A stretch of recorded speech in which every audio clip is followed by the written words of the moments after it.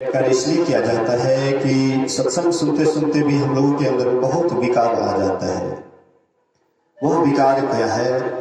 जैसे हम लोग देखते हैं कि महिष जाती है तालाब में, पानी में डुबकी लगाती है, और जब तक वह डुबकी लगाती है तब तक हावड़ ऊपर में तैरते रहता है। हावड़ होता है जो महिष को काटता है, और जैसे ही सिर ऊपर करते हैं वैसे उनके सिर पर बैठ जाता है और फिर काटना शुरू कर देता है।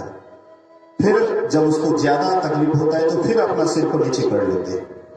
बस ऐसे ही हम लोगों के अंदर में भी संसार की जितनी भी इच्छाएं हैं, वासनाएं हैं, ये सब हावड़ के समान है। हम आप भी जब नींद में जाते हैं तो यह हावड़ ऊपर में ही तैरते रहता है, और जैसे ही नींद से हम आप जगते हैं वैसे ही हम आपके ऊपर माथे पर वही हावड़ सवार हो जाता है। चिंता रूपी सांपनी सभी काल जल खाए। ये पूरे संसार में ये संतार चिंता रूपी सांपनी सबको खा खा करके समाप्त कर दिया। लेकिन इसको जो पचा लेते हैं, अर्थात जो साधना करते हैं, इससे ऊपर उठ जाते हैं, तो तब उनको वह चिंता रूपी सांप नहीं खाता है। तो आइए अभी हम लोग श्रवण कर रहे थे, सुन रहे थे मां सबरी के संबंध में। मां सबरी कौन थी? आप लोगों के बीच में हमारे जो साथी लोग हैं कुछ संक्षिप्त रूप में आप लोगों को सुनाए। मां सबरी पूर्व जन्म में खिखिरने थे। कहीं पर साधु संतों का आगमन हुआ था, सत्संग हुआ था। वह प्रसाद को वह पाई और प्रसाद को ग्रहण करती है, जिसके कारण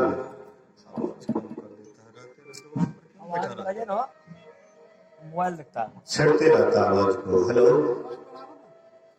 जैसे आवाज को रखते हैं फिर उसके बाद छेड़छाड़ मत कीजिए, नहीं तो वहां से हट जाए। ये लोगों का हाथ स्थिर नहीं रहता है, कुछ न कुछ करते रहता है वहां बैठ कर। बोलिए श्री सद्गुरु,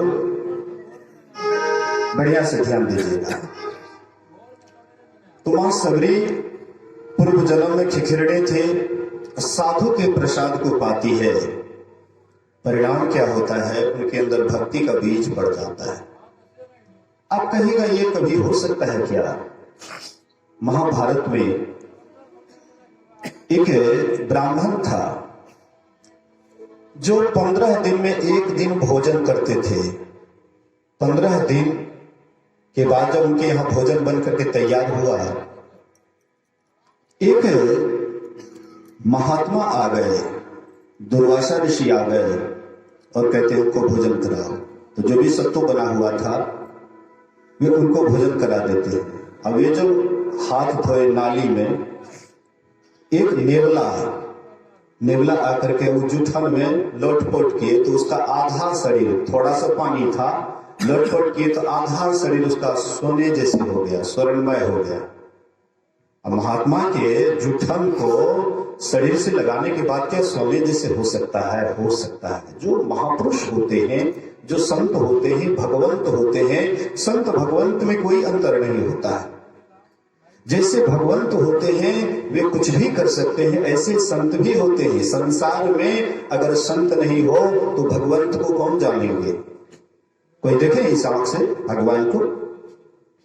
आज तो कोई कह सकता है भगवान को हमने देखा है?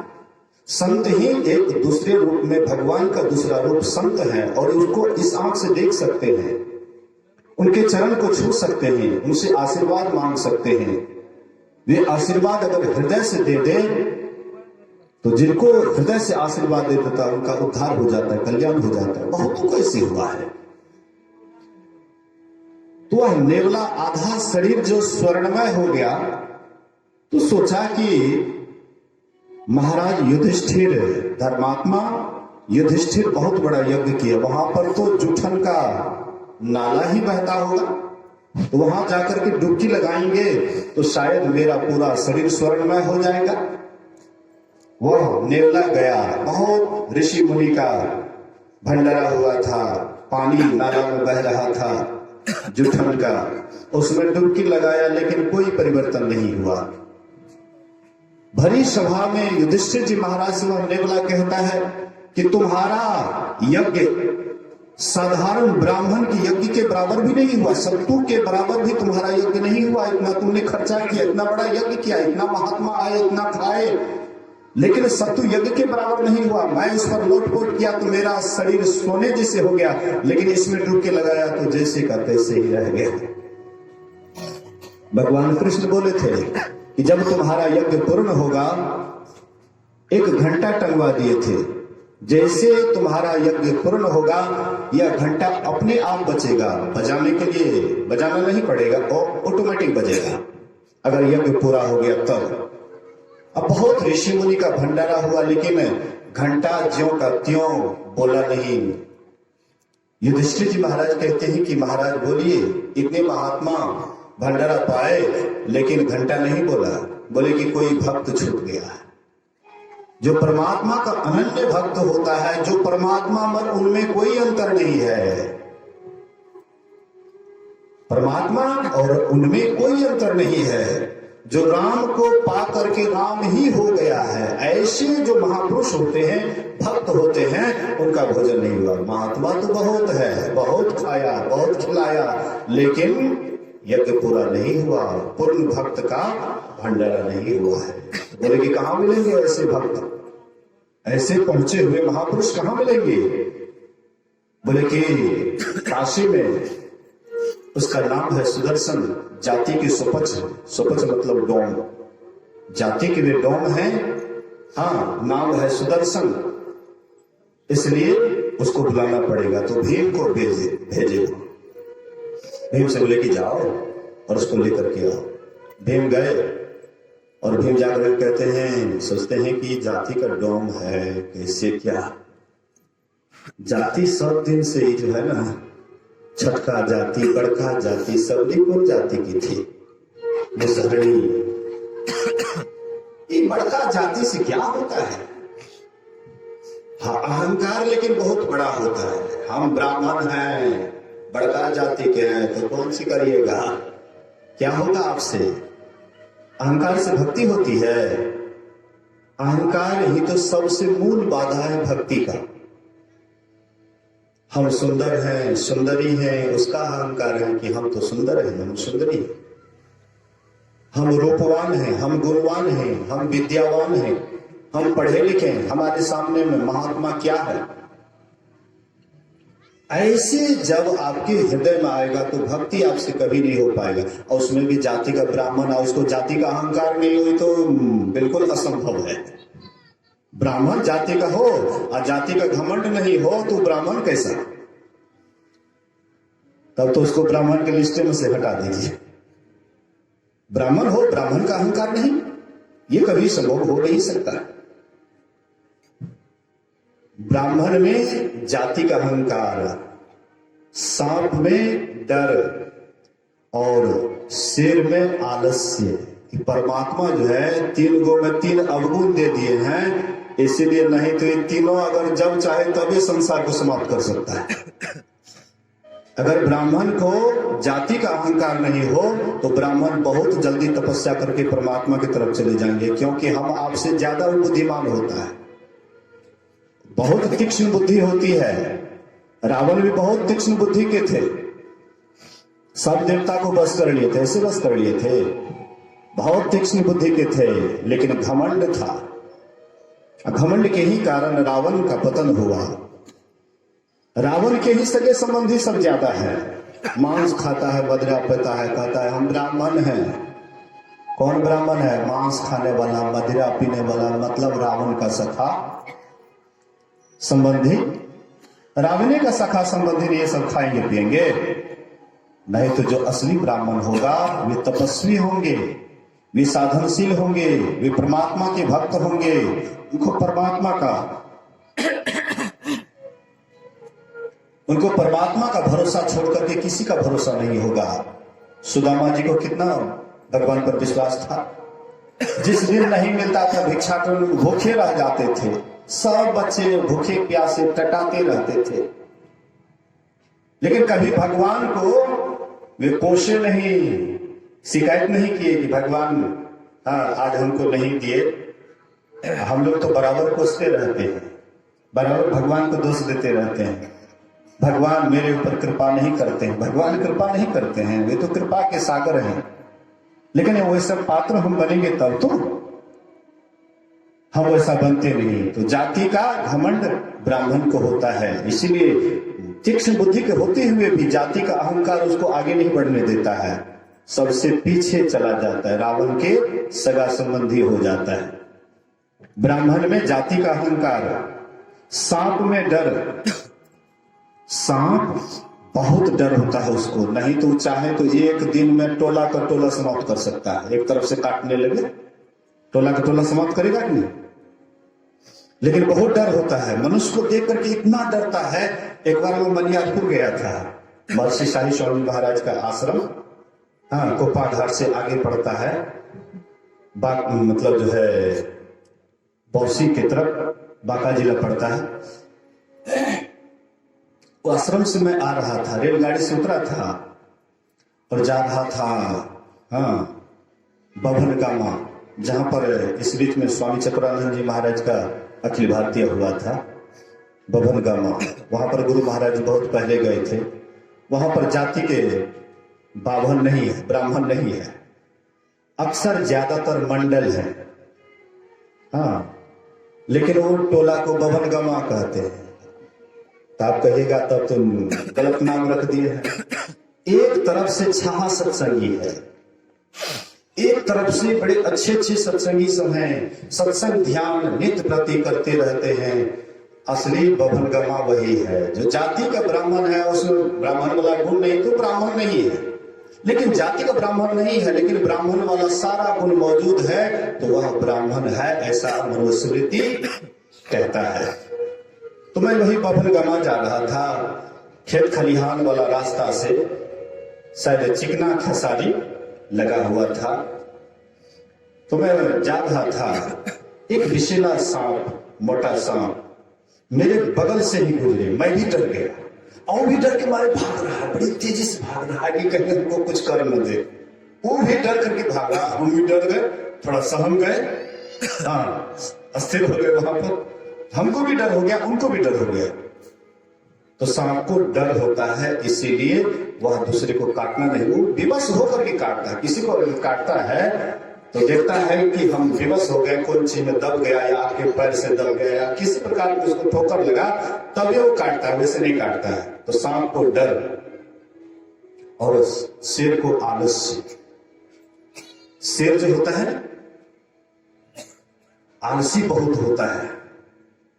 मनुष्य जब उनके पास जाता है, मनुष्य का गंध लगता है तो वह देखते रहता है, गुर्राते रहता है, देख करके मनुष्य को गुर्राते रहता है। लेकिन आलस्य इतना है कि बस एकदम गुर्राते तब तक मनुष्य वहां से निकल जाता है।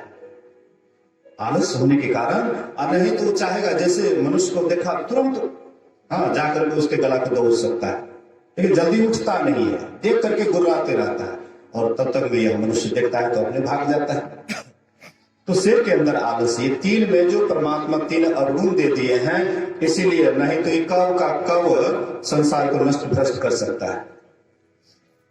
तो वहां पर, हाँ, जाति का अहंकार, ये जाति के डोम थे, इसीलिए भीम गए, देखता है, कहते हैं कि महाराज हमारे भैया, हाँ, धर्मराज हैं, सम्राट हैं, वहां पर आपको निमंत्रण है और मैं बुलाने के लिए आया हूं।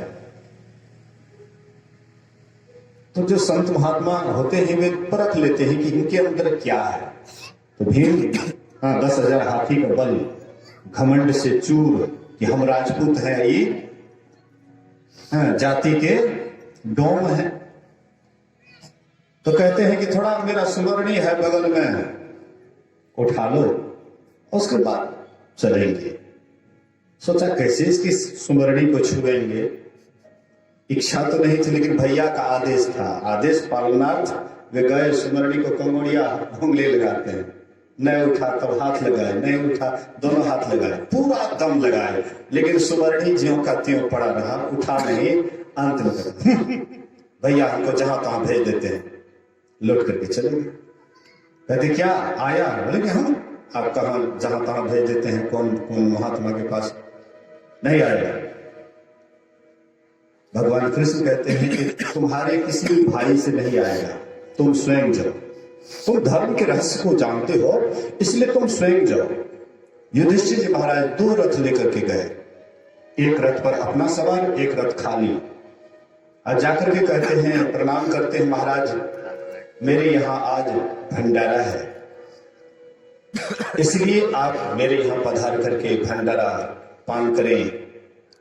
बोले कि तुम राजा हो और तुम्हारे यहाँ बहुत दूषित अन्न आता है, बहुत प्रजा से तुम कर लेते हो, उसमें बहुत दूषित अन्न भी होता है, और वह अन्न खाऊंगा तो मेरा मन खराब हो जाएगा, इसलिए मैं राजा महाराजा का अन्न नहीं खाता हूं। जाओ। कहते महाराज मैं मानता हूं कि मेरा अन्न खराब है, मैं राजा हूं, बहुत प्रकार का अन्न मेरे पास आता है और पवित्र है, लेकिन पवित्र कौन करेंगे? आपके ही जैसे महात्मा तो चल करके पवित्र करेंगे, और पवित्र अन्न को पवित्र कौन करेंगे? आप ही के जैसे महापुरुष। इसलिए महाराज चला जाए। उनके नम्रता को देख करके तैयार हो गए, अच्छा कोई बात नहीं, चलो। गए वहां पर। द्रौपदी सोचती थी कि आज बहुत बड़े भक्त का भंडारा होगा। अपने हाथ से 56 प्रकार का व्यंजन खूब बढ़िया बढ़िया से रच रच करके बनाई थी। आज भक्त का भोजन होगा। खूब सुंदर ढंग से अलग अलग कटोरा में परोस परोस करके 56 प्रकार का व्यंजन आगे में दिए। और सोपज भगत क्या करते, जितना भी कटोरा था सब एक के थाली में डाल दिए, सबको मिला जुला दिए। एक ही बार जैसे लेते हैं कर, उधर घंटा बोलता टनाक, जैसे फिर सन करके जैसे दूसरा कर मुंह के पास आया और फिर हाथ लौटा करके वहीं पर रख दिए। कहते महाराज लिया जाए ना और खाया जाए। कहते नहीं, पहले जो मैं खा रहा था वो भक्त का भोजन था, लेकिन अब जो खाऊंगा तो ये डोम का भोजन हो जाएगा। बोलिए श्री सदगुरु महाराज। बोले महाराज आपको कौन डोम कह सकता है? आप ऐसे महापुरुष को कौन डोम कह सकता है? बोले कि पूछो जाओ जाकर के रानी से, रानी से जाकर के पूछो रानी क्या मन में सोची थी। तो द्रौपदी 2 मंजिला के ऊपर से देख रही थी कि मैं जो इतना बढ़िया से भोजन बनाई हूं कैसे भोजन कर रहे हैं, तो झांक करके देख रही थी। तो जैसे सबको एक जगह करके मिला करके डाले, आखिर जात का तो डोंगे है। देखो हम अलग अलग व्यंजन बनाए, अलग अलग मतलब लेते तो अलग अलग स्वाद मिलता, ऐसा को मिला जुला करके मानो जात का आखिर डोंगे तो है। जाकर के पूछे, बोले कि हाँ मन में सोचा था, लेकिन पता नहीं कैसे जान गए। कहते हैं महाराज और क्या? बोले कि अब नहीं करूंगा, अब बस हो गया। उतने नहीं करने पर फिर उनके लिए रथ तैयार था, फिर उसको लेकर के चले गए। कहने का मतलब मेरा है कि संत महापुरुष कहते हैं ये जाति का अहंकार, ये सबसे बड़ा भक्ति में बाधा, इसलिए इससे ऊपर उठना चाहिए। बढ़िया से करता है। तो मां सबरी पूर्व जन्म में खिखिरनी थी और साधु के पहुंचे हुए साधु की प्रसाद पाई, जिसका परिणाम हुआ कि दूसरे जन्म में वह राजकन्या होकर के जन्म लेती है, राजकुमारी होकर के जन्म लेती है। उसके बाद शादी होता है किसी राजकुमार से। गए वहां पर, भक्ति का बीज कैसे आपके अंदर पड़ा है, इसका क्या सबूत है? कैसे हम आप समझेंगे कि हमारे अंदर में भक्ति का बीज है?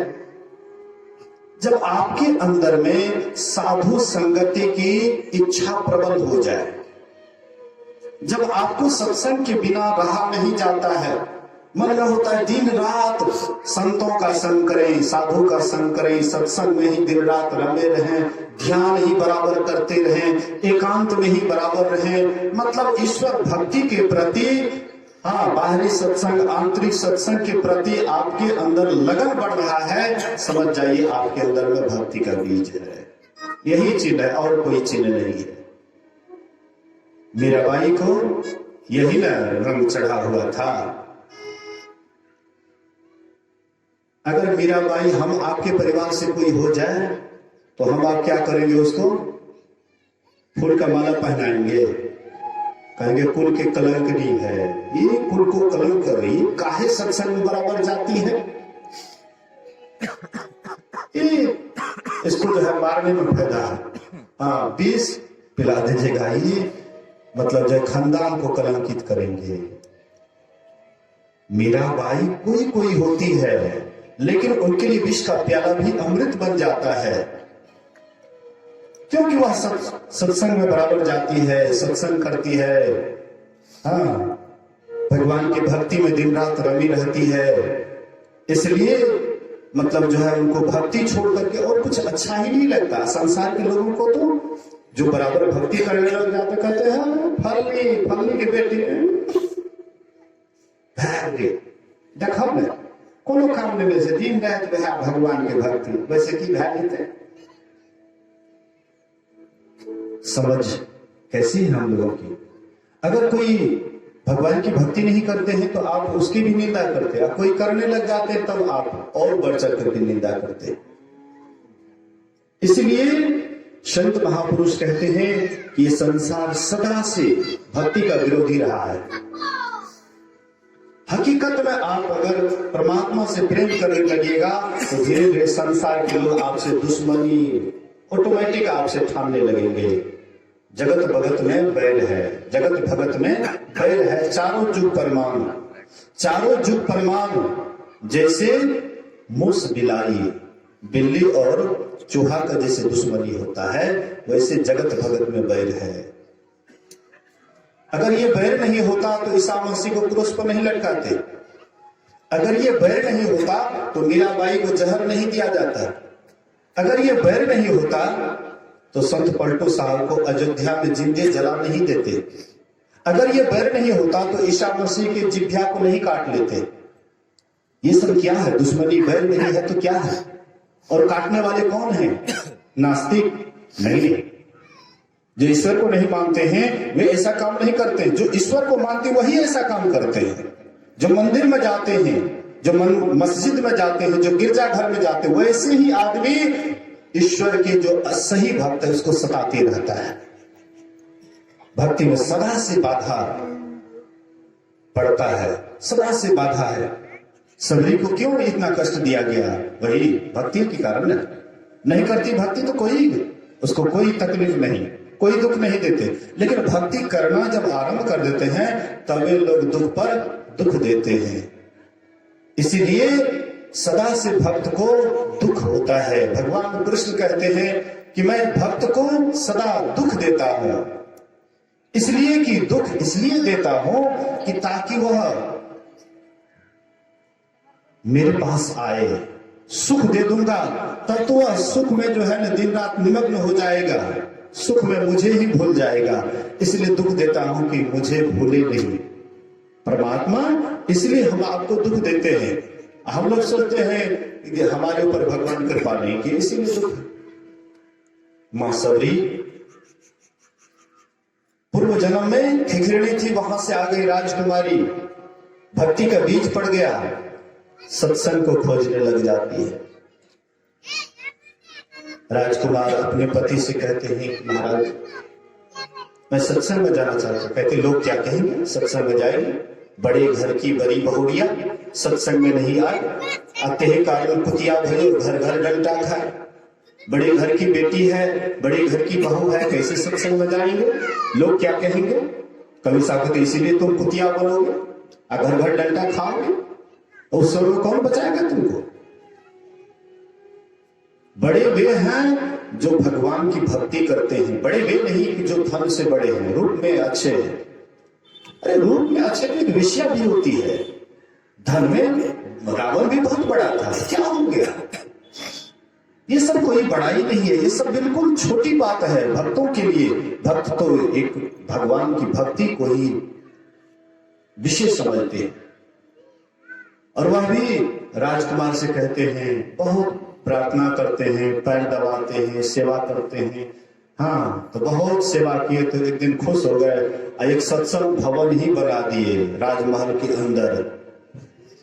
एक पहुंचे हुए महात्मा का आगमन हो जाता है, जिसकी ये राजकुमारी खूब बढ़ चढ़ करके सेवा की। महात्मा खुश हो गए, बेटी मांगो वरदान, मैं तुम्हारे सेवा से खुश हूं। कहते हैं कि बाबा अगर वरदान ये देना चाहते हैं तो यही दीजिए कि सुंदर शरीर जल्दी छूट जाए, दूसरा शरीर हो तो कुरूपा बन करके जन्म लो, ऐसी रूप हो कि लोग मेरे तरफ देखे तक नहीं, मुंह घुमा करके चले जाए। बोलिए श्री सदगुरु। अच्छा मान लीजिए बगल से कोई बूढ़ी माता जी जा रही है तो कितना आदमी उसको निहारते हैं? ध्यान दीजिएगा, रोड के साइड से आपके अगल बगल से कोई बूढ़ी माता गुजर रही तो कितना आदमी उसको निहारते हैं? नहीं के बराबर। अब कोई नवयुवती अगर उस रास्ते से जा रही है तो तब देखिए कैसे कैसे निहारते हैं, खास करके युवक। क्यों ऐसा क्यों? आखिर कारण क्या है?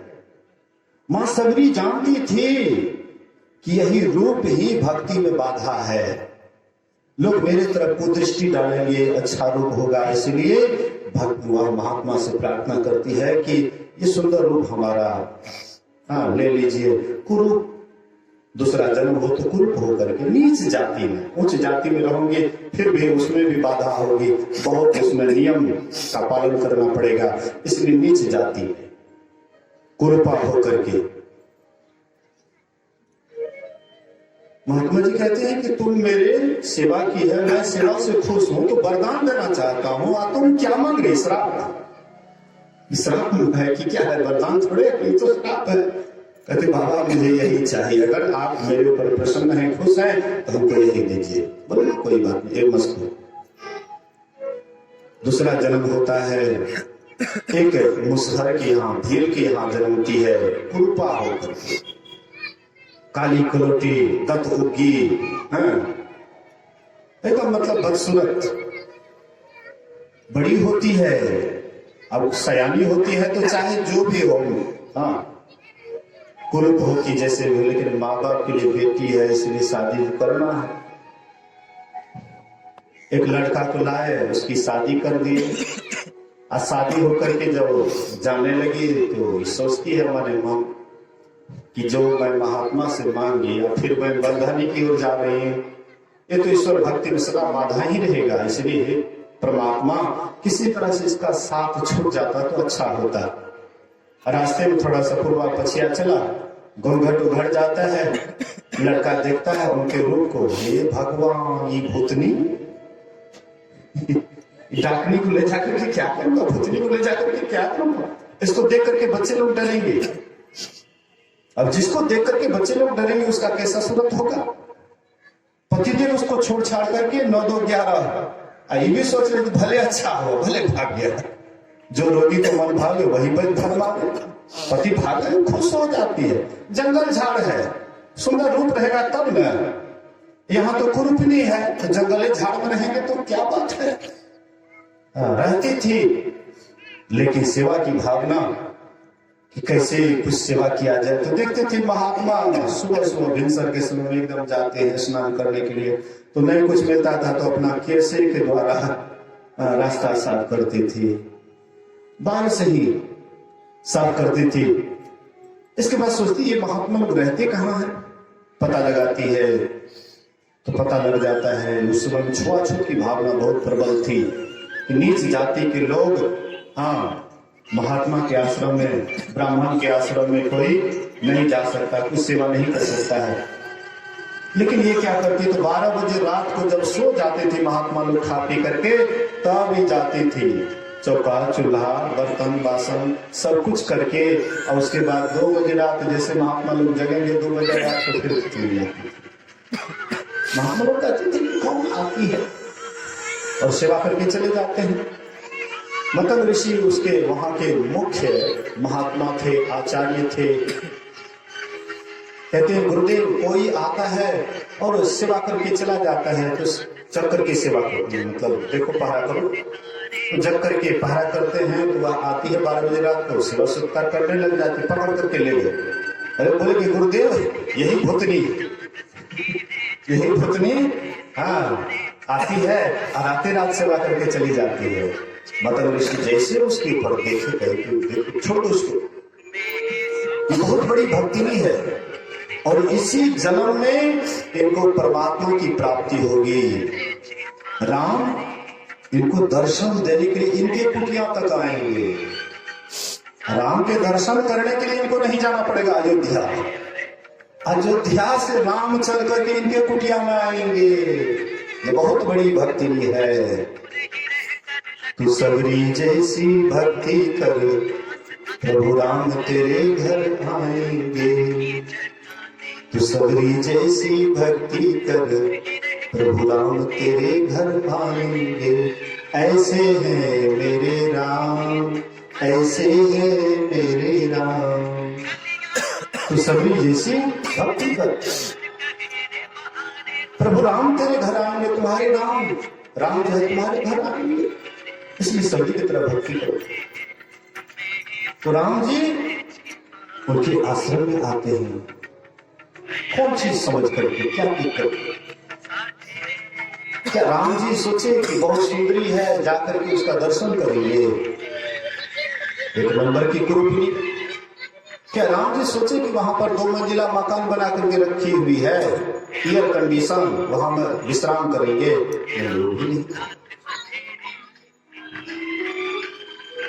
कोई खास व्यवस्था नहीं थी, न जाति में बड़े थे, लेकिन राम जी उनके पास कैसे आए, क्यों आए, इसका कारण क्या था? तो राम बाहर चीज को नहीं देखते, बाहरी चीज को नहीं देखते हैं कि आप धन दौलत में बड़े हैं, कुटुंब परिवार में बड़े हैं, या कि जाति में बड़े हैं, या रूप